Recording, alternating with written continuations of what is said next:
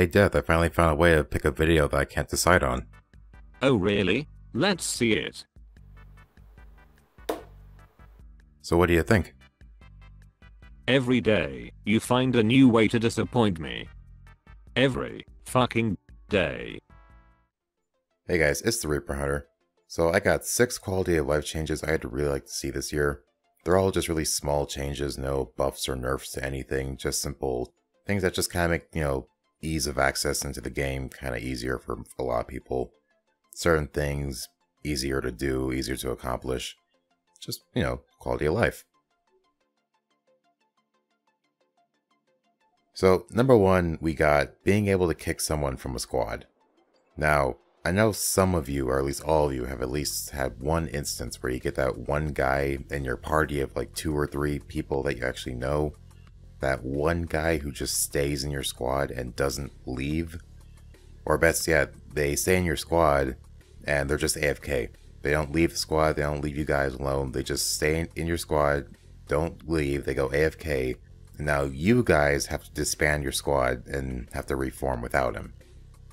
This is the kind of quality of life changes I'm talking about, like really small stuff that isn't necessarily game breaking, but a change would be nice. If I had a nickel for every time me and my friend were trying to play a game, but we needed 4 people because it was like a high level of survival or something, we just wanted to do an endurance run. If we had a nickel for every single time that we got some random that came into our squad, and after the mission they just stayed there and we had to stop, regroup the party because that one guy just decided, you know what, mission's over, I'm gonna go make a sandwich. So yeah, that'd be a change that would really come in handy. It could be like a voting system like every other MMO has. Like 2 out of 3 people vote this one guy out, then it's easy. I can see it being really easily implemented into the game. It'd be really nice. Alright, so secondly, we got lowering the cost of ship decorations and even making various decorations craftable. Now, if you were watching my streams consistently, you know I think that the new room is kind of pointless and ultimately just a vanity fodder. Now, I'm not someone, I'm part of the large group of people who don't have oodles and oodles of platinum to waste on shit. Like, all platinum I ever get these days, I still have to use for very important things, like getting catalysts and leveling up weapons and getting Warframe slots, all that fun stuff. So, making the ship decorations for the new room so damn expensive is kind of just really stupid in my opinion. So what I wanted to suggest is that maybe we cut the prices just a little bit depending on the thing. Like the centerpiece for the new room. Maybe instead of 90 platinum, we can make that just 70 or 50. Because, again, it's either just a glorified fish tank or a setup for the action figures that you have to spend even more platinum for. If you want a centerpiece scene set and an action figure to put into it, maybe 2 of them, that's going to cost you probably 110 platinum. And that is not cheap. That's really not cheap for a lot of people. That's really expensive for a lot of people. 100 platinum goes a long way. So that would be nice. And on top of that, maybe make certain decorations freaking craftable, you would think. Like, why do I have to spend 5 platinum on a bundle of alloy plate when I have literal millions of alloy plate in my inventory?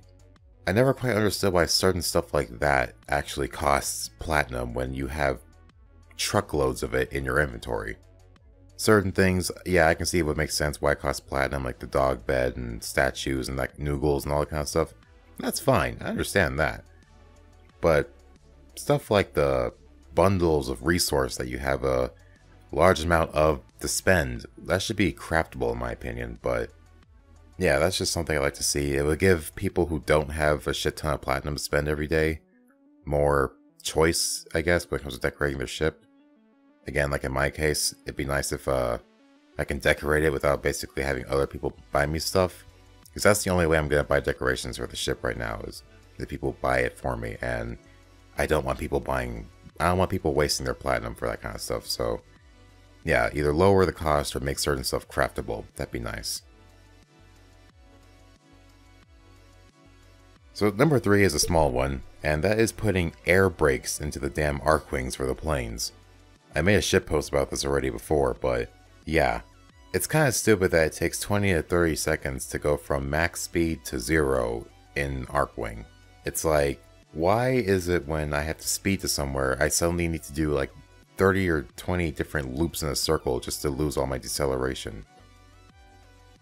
And I can already hear what you're going to say, well, just leave the Arcwing to do a complete stop.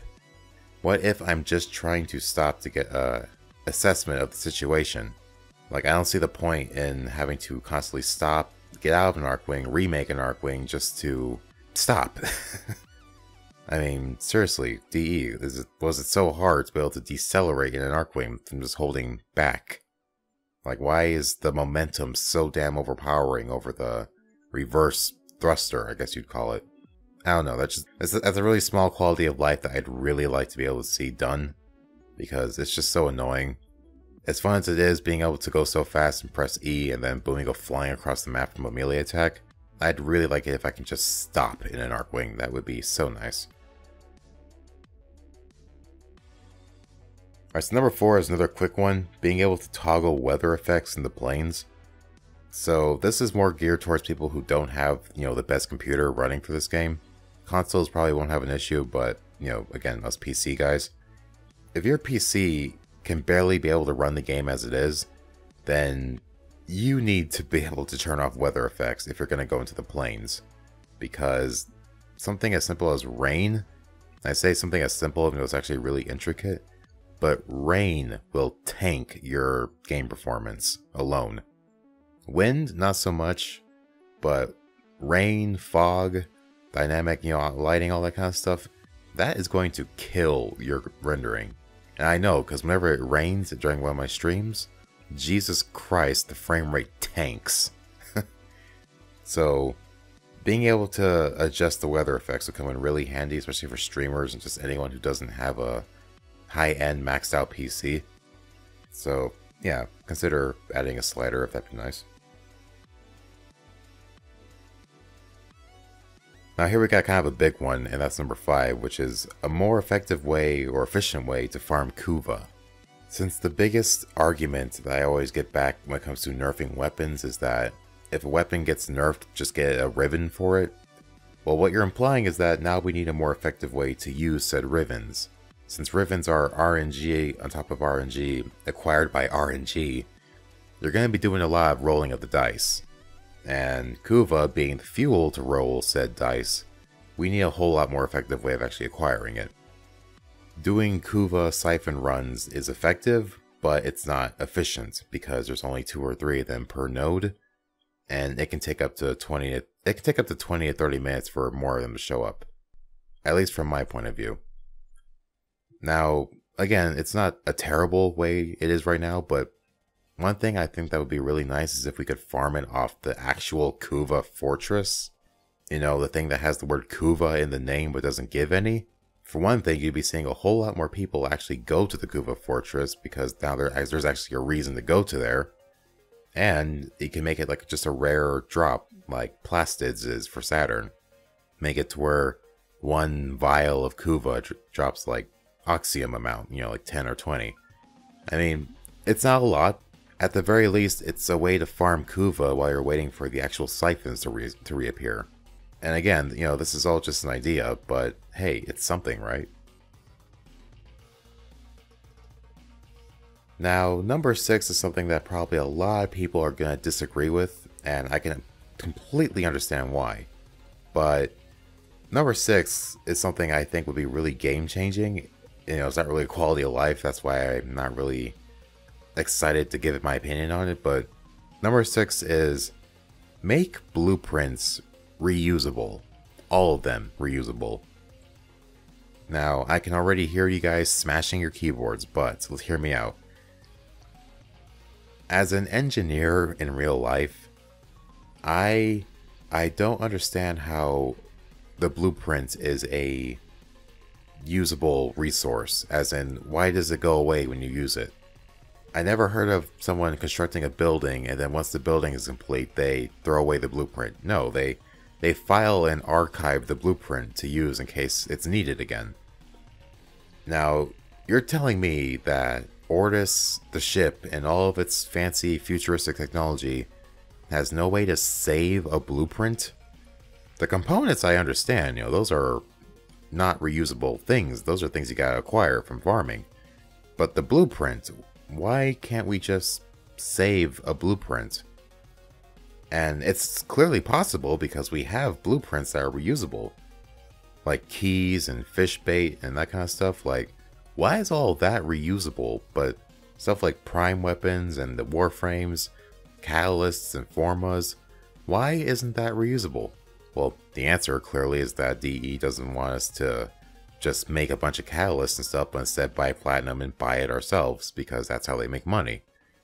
But that's kind of the whole issue. It's like, it's really immersion breaking that the main purpose why forma and catalysts aren't reusable is because DE wants us to buy platinum to get it that way.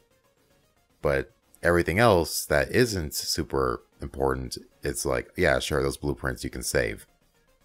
I just don't get it. I don't understand why blueprints get used for crafting. The biggest joke I've always came up with is that the blueprint is just this really long piece of cloth, and that's what's made to make the warframe or something, or you just crumble up the blueprint to a paper ball, and that's like the ammo, I guess, or something. I don't know. I don't understand it. I just never understood why blueprints are a non-reusable resource. Sometimes. That's the biggest thing. It's like, they can clearly be made reusable. Why are some blueprints not reusable? I never got it. I never quite understood it. So yeah, there are 6 quality of life changes that would probably be really nice to see in 2018. When, why, how, I don't know, and I don't care. Just yeah, if anyone D's ever watching this, give them a thought. That'd be nice. Yeah. So that's all I got. I'll catch you guys later. I'm Rick Prouder.